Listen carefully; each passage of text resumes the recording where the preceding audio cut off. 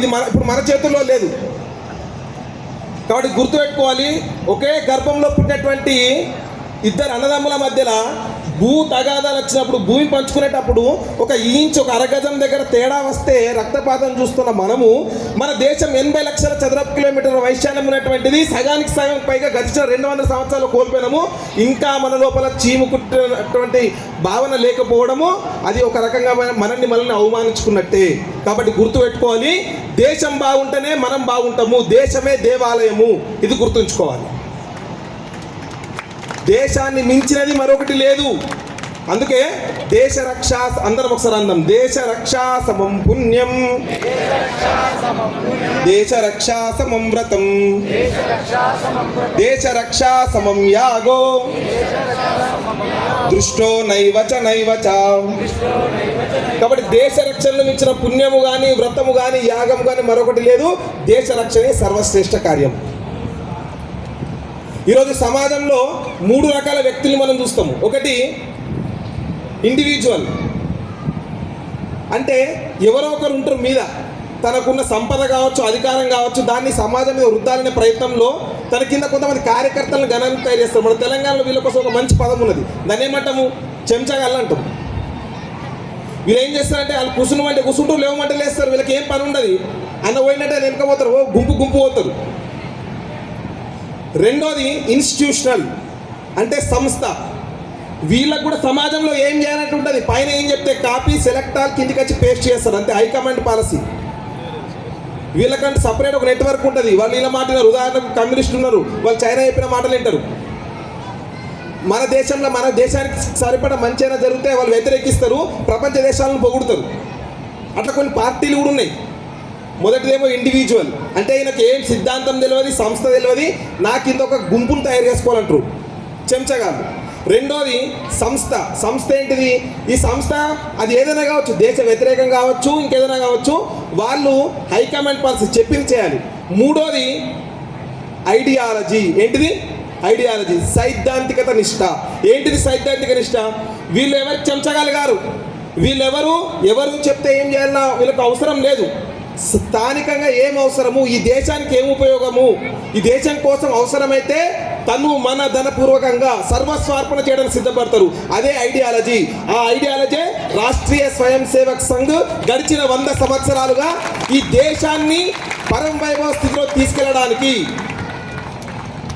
తను ఈ సంస్థను మనకు పరం పూజన డాక్టర్ హెడ్గేవార్ గారు 1925 సంవత్సరంలో స్థాపించి, ఇంతింత వటుడింత అన్నట్లు ముందు ఏ దేశమైన అభివృద్ధి చెందాలంటే ఆ దేశము రాజకీయంగా కావచ్చు, సైనిక పరంగా కావచ్చు, ఆర్థికంగా కావచ్చు అభివృద్ధి చెందవచ్చు. కానీ ఇవన్నీ కూడా తాత్కాలికమైనటువంటివి. మరి ఏది శాశ్వతమైనటువంటి అభివృద్ధి అంటే ఆ దేశంలో ఉన్నటువంటి ప్రజలు వాళ్ళ యొక్క మానసిక స్థితి ఒకే భావనతో కలిసి ఉండి ఈ దేశం కోసం సర్వస్వార్పణ చేయగల సంసిద్ధతను వ్యక్తం చేసేటువంటి ప్రజలు ఎవరైతే ఏ దేశంకైతే ఉంటారో ఆ దేశమే ప్రపంచంలో విశ్వగురు స్థానం చెందుతుంది. ఆ దేశంకు మన భారతదేశం. ఇక్కడ మనం గుర్తుంచుకోవాలి, మనం ఎవరికి చెంచలం కాదు, ఏ సంస్థకు కాదు. నేను హిందుత్వం కోసం పనిచేస్తున్నాను. ఈ దేశం ఒకప్పుడు హిందూ దేశము, ప్రస్తుతం హిందూ దేశము, భవిష్యత్తులో కూడా హిందూ దేశము. ఇది మనం గుర్తుపెట్టుకోవాలి. కానీ ఒకటి గుర్తుపెట్టుకోవాలి, ఏంటంటే ఇద్దరు పేర్లు పరిచయం చేసుకున్నప్పుడు వెనకాల తోకలు కలిస్తే ఒక స్పార్క్ వస్తుంది, అరే మనోడ్రా అని చెప్పేసి. మన కులపోడు, మన భాషోడు, మన ఇంటి పక్కోడు, మన ఊరోడు, ఇవి పక్కకు పెట్టుకోవాలి. వసుదైక కుటుంబకం. ఏంటిది వసుదైక కుటుంబకం? అందరూ ఒకసారి అందం, హైందవ సోదరా సర్వే న హిందుర్పతితో భవేత్, మమ దీక్షా హిందూ రక్ష, మమ మంత్ర సమానత. హిందువులలో ఎవరు కూడా ఉన్నతుడు, నీచుడు, పతితుడు అనేవారు ఎవరు లేరు. హిందువులందరూ సమానమే. హిందూ ధర్మ రక్షయే నా దీక్షగా అని మనం ప్రతి ఒక్కరం భావించినప్పుడే మనం అనుకున్నటువంటి పరం వైభవ స్థితి సాధ్యమవుతుంది. అలా కాకుండా మన మధ్యలోనే కులాల కుంపట్లు పెట్టుకొని ఈ మధ్యలో వ్యక్తులు ఇంకొక రకంగా పోలుస్తున్నాం. ఒక ఆయన ఫార్చునర్ కారులో వచ్చేసి లెనిన్ కాటన్ షర్ట్లు వేసుకొని మెడల 10 కిలోల బంగారం వేసుకొని మొత్తం భౌతికమైనటువంటి ప్రపంచంలోకి వెళ్తున్నాం. భారతదేశం భౌతికమైనటువంటి ప్రపంచానికి లొంగింది కాదు. మన మొదటి నుంచి కూడా త్యాగమయ జీవనం. అందుకే కాషాయం దేనికి చిహ్నము? త్యాగానికి చిహ్నం. ప్రపంచ చరిత్రలో పరిశీలిస్తే 2 దేశాలు, ఉదాహరణకు ఆంగ్లేయులు, బ్రిటిష్ వాళ్ళు యుద్ధ పిపాసులు. అందుకే రవి అస్తమించని సామ్రాజ్యం పేరు మీద ప్రపంచంలో అనేక దేశాల మీద దండెచ్చి వాళ్ళని ఆక్రమించే ప్రయత్నం చేశారు. రెండోది జర్మన్లు, వీళ్ళు క్రమశిక్షణకు పేరు. మరి మూడోది మన భారతదేశం దేనికి పేరు అంటే త్యాగానికి చిహ్నము. ఈరోజు మనం ఇంత సుఖంగా, ఇంత లగ్జరీస్, ఇన్ని రకాలమైనటువంటి మనము అనుభవిస్తున్నామనంటే మన పూర్వీకులు ఎంతో త్యాగం చేశారు కాబట్టే మనం ఈరోజు హిందువులుగా బతికినాం. అది గుర్తుపెట్టుకోవాలి. అలా కాకుండా కేవలం నా పొట్ట, నా బట్ట, ఈ రకంగా మనం వెళ్ళిపోయినాం అనుకోండి, ఇది చాలా స్వార్థపూరితమైనటువంటి సమాజము, దానికి భవిష్యత్తు ఉండదు. అందుకే వేల ఏళ్ళుగా మన దేశం మీద గ్రీకులు, హూనులు, శకులు, కుషానులు, తర్వాత వచ్చినటువంటి మొఘలాయులు, పోర్చుగీస్, డచ్, ఫ్రెంచ్, బ్రిటిష్ వాళ్ళు దీన్ని ఒక సత్రంగా మార్చి దీన్ని దండెత్తి ఇక్కడ మతాన్ని మార్చాలని ప్రయత్నం చేసినప్పటికీ కూడా మనది మారలేకపోయినాం. ఎందుకంటే మనది పరాజయ చరిత్ర కాదు, ఓడిపోయిన చరిత్ర కాదు, మనది పోరాట చరిత్ర. ఉదాహరణకు 2 చరిత్రలు చూస్తే, ఈజిప్ట్ చరిత్రను చూస్తే పైన పిరమిడ్లు మిగిలినాయి, కింద మమ్మీలు మిగిలినాయి. ఇంకా కొన్ని అక్కడక్కడ ఇక్కడ కూడా కొన్ని మమ్మీలు తిరుగుతున్నాయి. నేను ఎందుకంటున్నా మీకు అర్థం కావాలి. ఈజిప్ట్లో పైన పిరమిడ్లు మిగిలినాయి, కింద మమ్మీలు మిగిలినాయి. గ్రీకు వీరుడు నా రాకుమారుడు అని చెప్పేసి సినిమాలలో లిరిక్స్ రాసుకోవడానికి గ్రీకు చరిత్ర మిగిలింది, ఆ చరిత్ర లేదు. కానీ మన సత్య సనాతనము, నిత్య నూతనము, ఆదియు అంతము లేనటువంటి చరిత్ర మన హిందుత్వము. అందుకే మనం హిందువులుగా గర్వపడాలి. నీకు ఎప్పుడు స్పార్క్ రావాలి? నా సోదరుడు, నా హిందూ బంధువు అన్నప్పుడు నీకు స్పార్క్ రావాలి. నీ కులం సంబంధం లేదు. కుల, మత, వర్గ, వర్ణ, ప్రాంత, భాష, పార్టీలకు అతీతంగా మనమంతా హిందువులము. మొన్న ఒక దగ్గరకు హిందూ సమ్మేళన కార్యక్రమం ఉంది, అయ్యా వస్తావనంటే నేను రాను, ఇది మా పార్టీది కాదు. నువ్వు హిందూరా నాయన, నువ్వు ఒక ఎమ్మెల్యే దగ్గరికి ఇన్విటేషన్ ఇస్తే నేను రానని చెప్తున్నాడు. అదే ఆయన ఇఫ్తార్ విందులకు, అదే ఆయన ఈస్టర్ పండుగలకు మైనారిటీ సంతుష్టీకరణ కారణంగా ఈ దేశం సర్వనాశనం అయిపోయింది ఇప్పటి వరకు. ఇకనైనా మనం మేల్కోవాలి. ఒక ఆయన గిట్లనే ప్రసంగాలను ఇంత తర్వాత మొత్తం ఆయన లోపల ఎడ్రినలిన్ హార్మోన్ యాక్టివ్ అయిపోయింది. అన్నా నేను ఏదైనా వేసేస్తానన్నాడు. ఏం చేస్తాడు ఇప్పుడు? మొన్న ఒక 80 సంవత్సరాల వయసు ఉన్నది, ఇట్లనే మీటింగ్ జరుగుతున్నది. ఆయన లేచి అన్న గోవులను కాపాడదాం పాడుతుండ్రా సాయంత్రం 6 గంటలకు. ఇప్పుడు ఏడుకొని పోతావు, ఏడ కాపాడదాము? ఇట్లా మీటింగ్ నడుస్తున్నది, ఆయన వచ్చేసిండు, అన్న గోవులను కాపాడదాం, ఇప్పుడు ఏడుకోవి కాపాడాలి. అందుకే గుర్తుపెట్టుకోవాలి, శక్తి ఉన్నప్పుడే ధర్మకార్యం చేయాలి. అంత అయిపోయినాక చల్లపోదామంటే ఏడిపోతాం. కాబట్టి గుర్తుపెట్టుకోవాలి, శక్తి ఆరాధనే శివం. అందరం ఒకసారి అందాం, శక్తి ఆరాధనే శివం, శక్తి విహీనతే శవం. గుర్తుపెట్టుకోవాలి. మనము భారతదేశము, మనం ఏదైతే విశ్వగురువుగా పరమైవాలనుకున్నప్పుడు ఇక్కడ ఉన్నటువంటి హిందూ సమాజము ముందు సంఘటితం కావాలి. మన మధ్యలో ఉన్నటువంటి ఏవైతే రుగ్మతలు ఉన్నాయో అవి రూపుమాపాలి. అవి రూపుమానంత కారణము ఇవి నినాదాలకే పరిమితమవుతాయి. నినాదాలు కాస్త విధానాలుగా మారాలి. ఎందుకంటే మన తెలంగాణలో ఒక సామెత ఉంది, బడుతున్నోందే బర్రే, అవునా కదా? ఇప్పుడు రష్యా అమెరికా మీద వేరే ఏ దేశాలైనా అటాక్ చేసి ఆక్రమించాలని ప్రయత్నం చేస్తాయా? చూడండి, రష్యా అమెరికాను మభ్యపెట్టడానికి, అమెరికాను ఆక్రమించుకోవడానికి ఒక కుట్ర వన్నింది 90s. అక్కడ క్యూబాలో ఒక అణుస్థావరం ఏర్పాటు చేద్దాం అనుకున్నప్పుడు వెంటనే అమెరికా క్యూబాను హస్తగతం చేసుకొని రష్యాను తరిమికొట్టింది. రీసెంట్గా మనం చూస్తే ఉక్రెయిన్ అనే దేశము NATO, North Atlantic Treaty Organization, America సభ్యత్వం తీసుకుందామనంటే రష్యాను ఇరుకులో పెట్టే ప్రయత్నం అమెరికా చేసినప్పుడు ఇప్పుడు రష్యా ఏం చేసింది? ఉక్రెయిన్ నాశనం చేసింది, అమెరికాను ఆగంబట్టి చేస్తుంది. చూడండి, ఎవరైతే బలమైన రాజ్యాలు తన ఆయుధ సంపత్తి కావచ్చు, లేకపోతే సైనిక పరంగా కావచ్చు, ఆర్థికంగా పరవచ్చు బలంగా ఉన్నప్పుడు ఆ దేశం ప్రపంచాన్ని శాసించగలుగుతుంది. మరి మన భారతదేశం విషయంలో వస్తే మనం ఎవరిని శాసించదలుచుకోలేదు. కానీ గుర్తుపెట్టుకోవాలి, ఇక్కడ లోపం ఏం జరుగుతుందంటే మనం శాంతి కాముకులము. అయ్యో మనం ఎవరి జోలికి రావద్దు. ఆ దరిద్రమైన భావన ఎంతవరకు వచ్చిందంటే, మనం రోడ్డు మీద పోతున్నా కూడా మూతి పని రాళ్ళు కొట్టినా ఒక చెంప మీద కానీ ఇంకో చెంప దౌడ పని రాళ్ళు కొట్టని చూపించే స్థాయికి వచ్చింది. మనకు ఒకటి దరిద్రమైన గుణం ఏముందంటే ప్రకృతిని వికృతి చేసుకోవడం. ఒక బలమైన వ్యక్తి రోడ్డు మీద వెళ్తున్నప్పుడు ఒక బలహీనుడు అతనికి వచ్చి తాకితే ఆ బలహీనుడు నేను నిన్ను క్షమిస్తున్నాను, నువ్వు వెళ్ళిపోనంటే అప్పుడు లోకం గమనిస్తుంది, అయ్యో వీడు ఎంత దయాగుణం అని అంటది. కనుక అదే బలహీనుడు గుద్ది అంటే ఆ బలవంతుడితో నేను క్షమిస్తున్నానంటే ఏమవుతుంది? ఇది శాతగాడు వీడు నన్ను క్షమించలేను, అవునా కాదా? మనం కూడా గుర్తుపెట్టుకోవాల్సిన అవసరం ఏంటంటే, మనం ముందు స్వాభావికంగా హిందూ సమాజం సంఘటితం కావాలి. ఇక్కడున్న వాళ్ళందరూ కూడా సమయం ఉంటుంది, ఆ సమయాన్ని తీయాలి. నేను నా ఉండే గేటెడ్ కమ్యూనిటీ కావచ్చు, నా ఉండే బస్తీలో కావచ్చు, వారంలో ఒకరోజు కలవగలుగుతానా? భజన పేరు మీదనో లేకపోతే పారాయణ కేంద్రం పేరు మీదనో కలిసి దానికి చివరిలో దేశము ధర్మం జోడించాలి. నేను ఒకసారి అయ్యప్ప పడి పూజకు ఒక ఆయన పిలిచిండు, పోయినా అక్కడ వందే మాత్రం సందర్భం కాబట్టి చెప్తే ఆ అయ్యప్ప గురుస్వామి లేచి గవాని చెప్పద్దు. మరి ఏం చెప్పాలి? ఓన్లీ ఏమైనా భజన చెప్పియో పాట పాడిపియో అంతే.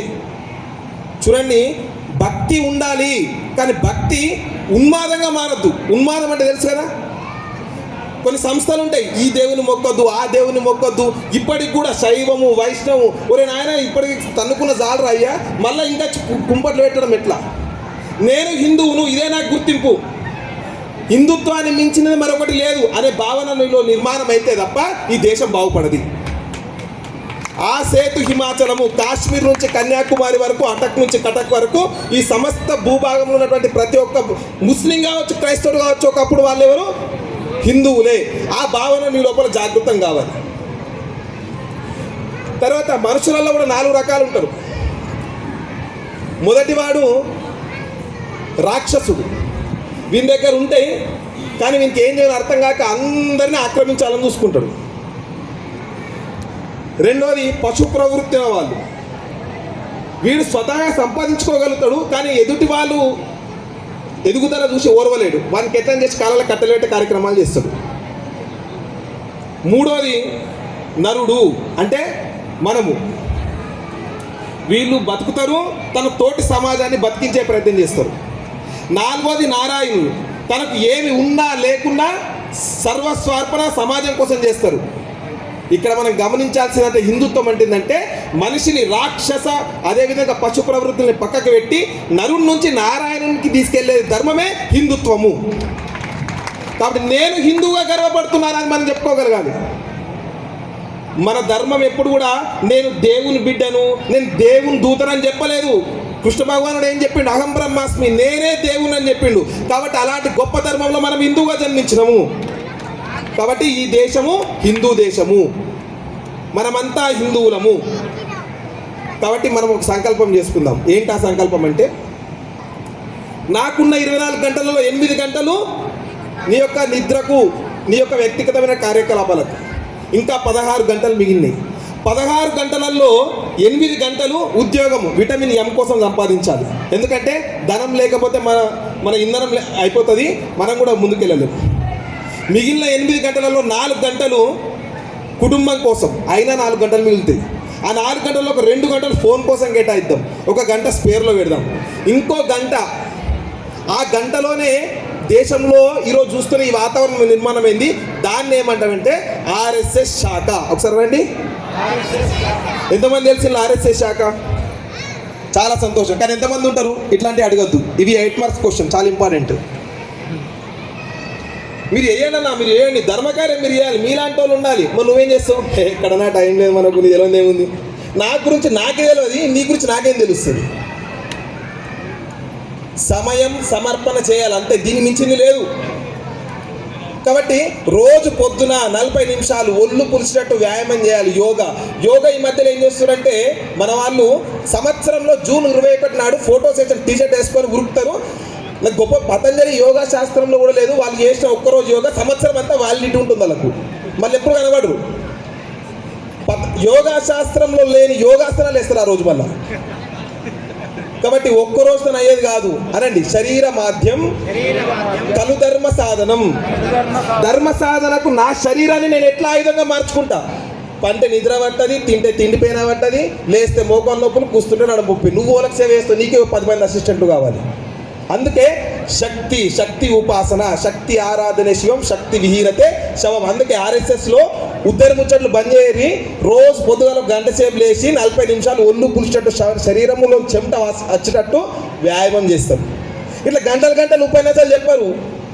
ఈ మధ్యలో సమాజంలో బాగా మంది వక్తలు పెరిగిపోయారు. ఓ శుష్క ప్రసంగాలు, శూన్య కార్యాలు, చెప్పిందే చెప్పుడు. అయ్యా, సమాజంలో వక్తలు అవసరం లేదు, కర్తలు అవసరం ఉంది. పని చెయ్యాలి. కర్తలు ఎవరు కాదు, కర్తలు మనమే. కర్తలం కావాలి మనం శక్తితో పాటు. మనం అందుకే 40 నిమిషాలు చేసిన తర్వాత ఒక 20 నిమిషాలు ఏం చేస్తాము? దేశము, ధర్మము, ఇందాక చెప్పినటువంటి పాట, పద్యము ఇవి మాట్లాడతాము. మాట్లాడిన తర్వాత అందులో కూడా ఎవరికి జై అంటాము? ఆ అన్నకు జయ్యి, ఈ అన్నకు జయ్యి, చెంచగాలం కాదు. లేకుంటే ఆయన చెప్పిండు, ఈయన చెప్పిండు, ఎవ్వరు చెప్పినట్టు నా బస్తీకి ఏం అవసరం ఉందో అది నేను చేస్తాను. దాని గురించి మనం చర్చిస్తాం. చివరిలో ఒకసారి అందరు నాతో పాటు చెప్తాం. నమస్తే సదా వత్సలే మాతృభూమే త్వయా హిందూ భూమే సుఖం వర్ధితోహం మహామంగళే పుణ్యభూమే త్వదర్తే పతత్వేషకాయో నమస్తే నమస్తే. నేను మొదటిసారి నేను ఇంతవరకు అంటే ఆర్ఎస్ఎస్ పేరున్నా నేను ఎప్పుడు జాయిన్ కాలేదు. అట్లా ఎవరెవరు ఉన్నారు ఒకసారి చేయొద్దండి. నేను ఆర్ఎస్ఎస్లో ఇంత అంటే నాకు విన్నా కానీ మీరు అందరు జాయిన్ అయినట్టే. ఒక Aadhaar card, xerox, 2 passport size photos ఆర్ఎస్ఎస్లో జాయిన్ అయిన అవసరం లేదు. మాతా భూమి పుత్రోహం పృథివ్య, ఈ భూమి నా తల్లి, నేను ఆమె పుత్రుడను లేదా నేను ఆమె పుత్రికను అనుకున్న ప్రతి ఒక్కరు ఆర్ఎస్ఎస్ స్వయం సేవకులే, ఆర్ఎస్ఎస్ సేవికలే. ఎందుకంటే ఈ దేశానికి భూమి పుత్రులు ఎవరు? హిందువులు. హిందూ సమాజము ఈ భారతీయత్వ ఆత్మ. ఈ సమాజం పరిరక్షించబడినప్పుడే ఈ దేశం పరిరక్షించబడుతుంది. కాబట్టి మనం ఏం చేయాలి? నరుడి నుంచి నారాయణుని స్వరూపానికి ఎదగాలి. ఆ హిందుత్వం మనకు ఘోషిస్తుంది ఈ విషయాలను. కాబట్టి సమాజంలో పెట్టరైపోతున్నటువంటి ఈ రాక్షస ప్రవృత్తి, పశు ప్రవృత్తి తగ్గాలంటే పరం పూజన డాక్టర్ హెడ్గేవార్ గారు వారు ఏం చెప్పారనంటే ముందు మనుషులము ఈ సమాజానికి ఆధారమైనటువంటి వ్యక్తులు మంచిగా శారీరకంగా, బౌద్ధికంగా, ఆధ్యాత్మికంగా తీర్చిదిద్దబడాలి. అట్లాంటి వ్యక్తుల ఉన్నటువంటి కుటుంబాలు సమాజంగా మారుతాయి. ఆ సమాజమే దేశాన్ని సుస్థిరపరుస్తుందని చెప్పేసి డాక్టర్ హెడ్గేవార్ గారు ఆర్ఎస్ఎస్ను స్థాపించారు. ఈ మధ్యలో కొంతమంది ఒక చిన్న కథతో తెలుసుకునే ప్రయత్నం చేద్దాం. అందరు ధర్మాన్ని రక్షించండి అని ఇంట్లో ఏసీలు పెట్టుకొని 50 ఇంచుల టీవీ పెట్టుకొని అలా వార్తలు చూసుకుంటూ లబోదిబో మొత్తుకుంటారు. లెన్స్ కార్ట్ల గిట్ల అయిపోయింది, మొన్న టీసీఎస్ కంపెనీలో అట్లా అయిపోయింది, పిస్తా హౌస్లో నార్త్ ఈస్ట్ స్టేట్ నుంచి వచ్చినటువంటి అమ్మాయిలు లవ్ జిహాద్కి గురవుతారు అట్లా, మొన్న లవ్ జిహాద్ కేసు ఈడ అట్లా అందరూ ధర్మాన్ని కాపాడండి అనేటోళ్ళే. కానీ మరి ఏ రకంగా కాపాడదామని ఆలోచన వస్తలేదు. ఒక ఆయన బ్రిడ్జి మీకైతే నడుచుకుంటూ పోతున్నాయి. ఆయనకు ఒక అరుపులు వినబడ్డాయి. ఏమని అరుపులు అంటే ఆ బ్రిడ్జి కింద ఉన్నటువంటి నీటి గుంటలోకి ఆయన పడిపోయి కాపాడండి అని అరుస్తున్నాడు. ఆ అరుపులకు విన్న ఆ బ్రిడ్జి మీద వెళ్తున్నటువంటి వ్యక్తి తొంగి చూసి కాపాడే ప్రయత్నం చేసిండు. కానీ ఆయనకి ఈత రాదు. ఈత రాకపోయేసరికి ఇద్దరు కలిసి కారణం ప్రారంభించారు. మంది అందరు పోగేది. ఒక ఆయన గజీతగాడు పోయిండు. ఆయన అందరికంటే ఎక్కువ అరుస్తుండు. నిజానికి ఆయన ఏం చేయాలి? నీళ్ళలో దిగి కాపాడాలి. కానీ ఆయన అందరికంటే ఎక్కువ అరుస్తుండు. ఒక ఆయన మనలాంటి వాడు వ్యక్తి వేయండు. కాపాడదామని పోయి ఎందుకంటే బ్రిడ్జి మీద ఒక కాలు ఇటు పెట్టిండు. అప్పుడు ఆయనకు ఐడియా వచ్చింది ఆయనకి ఈత రాదని. దుంకినట్టు ఇద్దరు గంగలో పోతారు, గంగార్పణం. అయితే చూసి ఇంకా జరైతే పానం పెట్టేట్టుందిరా అని చెప్పేసి ఆ గజయిత వెనక పోయి మెల్లగా 2 చేతులు పెట్టి నీళ్ళలో నూకేసాడు. నీళ్ళలో నూకేసరికి ఏమైంది? ఆయన కాపాడదామని దుక్కిండా? లేదు, ఎవరో తోస్తే నూకిండు కాబట్టి నీళ్ళలో పడ్డాడు. ఒడ్డుకి ఈదుకుంటూ వస్తుండు. ఆయనకు ఒక ఆలోచన వచ్చింది, అరే ఇది ఈయనే ఉన్నాడు కదా, చేతి బట్టి గుంజేస్తే ఒడ్డుకు బతారని చెప్పేసి మళ్ళీ ఎంతకోయి మన చేతి బట్టి గుంజుకొచ్చి ఒడ్డుకు పడేసాడు. ఇక పైనకి ఎక్కేలోపు చేతులు మడుస్తున్నాడు. పైనకు ఎవడరా నన్ను నూకి నన్న లోపల ప్రజలందరూ మంగళార్తులు, గజమాలలు, నువ్వు వీరునివి, ధీరునివి, శూరునివి అంటారు. ఇప్పుడు అడుగుతాడా ఎవరన్నా నన్ను నూకిందని అడుగుతాడా? అడిగితే ఏమవుతుంది? ఇజ్జత్ పోతుంది. అప్పుడు చెప్పిండు, నీకు ఇంకో విషయం తెలియదు, నేను ఆయన గుంజుకొచ్చే సమయంలో ఒక మొసలి కూడా నన్ను లాగిందని చెప్తుండు. ఇప్పుడు ఈ కథలో నేను ఏం చెప్తున్నా అంటే సారము, హిందుత్వం ప్రమాదంలో ఉంది, కాపాడండి అనేటోళ్ళు ఉన్నారు, కానీ కాపాడేటోళ్ళు లేరు. అట్లా సాధారణమైనటువంటి హిందువులు కొంతమంది ఏ రకంగా అయితే బ్రిడ్జి మీద ఉండి చోద్యం చూస్తున్నారో అట్లాంటి వ్యక్తులు అందరు జమైన తర్వాత మనలాంటి ఆర్ఎస్ఎస్ రాష్ట్రీయ స్వయం సేవక సంఘం మెల్లగా వెనుకపోయి ఇట్లాంటి మీటింగ్లు పెట్టి సాగు అనివేసి వెనక క్లీనర్లు నూకేస్తుండవు. నువ్వేం చేయాలి? కాపాడుతావా, మునుగుతావా? లేకపోతే నాకు సంబంధం లేదు అనుకొని వస్తావా? చెప్పండి, ఏం చేయాలి? కాబట్టి కాపాడాలి. నేను 2 పదాలు అందరం అందాం. శక్తి వంచన. చెప్పండి, శక్తి వంచన. ఆత్మవంచన. ఈ రెండు లేకుండా నేను ఏం చేయగలుగుతా? ఉదాహరణ, నువ్వు పెద్ద బిజినెస్ మ్యాన్వి, కాంట్రాక్టర్వి, రియల్ ఎస్టేట్ పర్సన్వి, నువ్వేం చేస్తావు? నాకు టైం దొరకలేదు, వారంలో ఒక గంట లేకపోతే ఇట్లా ధార్మిక కార్యక్రమాలకు నేను ఏ రకంగా నా ధనపూర్వకంగా చేయగలుగుతాను. ఇంకొకళ్ళు ఉంటారు, నాకున్న సమయం, నాకు మ్యాథ్స్ వచ్చు, సైన్స్ వచ్చు, నా ఉన్న బస్తీలో మంచి అభ్యాసికలు ఫ్రీ ట్యూషన్ సెంటర్ ఏం పెట్టగలుగుతాను.